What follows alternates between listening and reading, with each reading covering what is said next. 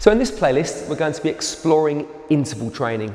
Now, interval training is something that's become increasingly popular over the past 10 years or so. It's been shown to be a really good way to build both your aerobic and your anaerobic endurance. It's great as well in terms of making the most of your time, because you're working set hard level efforts where you can really push, but then you're going to get that recovery in between. Over the course of a workout, you can actually do a lot more work in a shorter duration of time.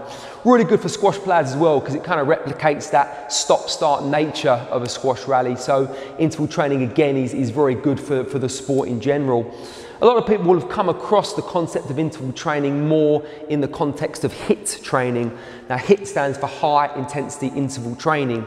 So HIIT sessions are by their nature always interval based, but not all interval sessions would be HIIT training, because what HIIT training, one of the kind of key markers of it is that the effort levels that you complete are super high intensity and usually fairly short as well. As you'll see in this playlist, some of the intervals that we're going to look at are slightly longer, so it's a little bit of a blend of different types of interval training that you'll be able to see and experience in this playlist.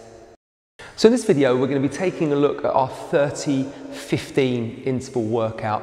So for this one, you're going to be working for 30 seconds and then resting, recovering for 15 seconds. We use this one because it's very specific to squash. You know, typically in a rally, around 30 seconds will be a longer rally, but you know, a realistic number to use, with again that kind of 15-second recovery by the time you pick the ball up, ref calls a score, you move to the other side. So we tend to use this one as quite a specific interval workout to do. We can use a different variety of formats for this one. So this one works quite well whether you're doing it for ghosting, you could do it for court sprints, you could do it on the exercise bike. So it's quite a good general interval session to work with. Because we're trying to make it specific to the squash, we also would work quite specifically in terms of the number of sets we would use. So if we're working 30-15, you would typically complete 15 sets of that, because again, that's roughly the amount of rallies you would have in an average single game of squash. You would then rest for 2 minutes, again, the same as you would in your game of squash, and you then repeat that for between 3 and 5 times through, again, to replicate a typical game of squash. So a really specific one, this one, for squash players.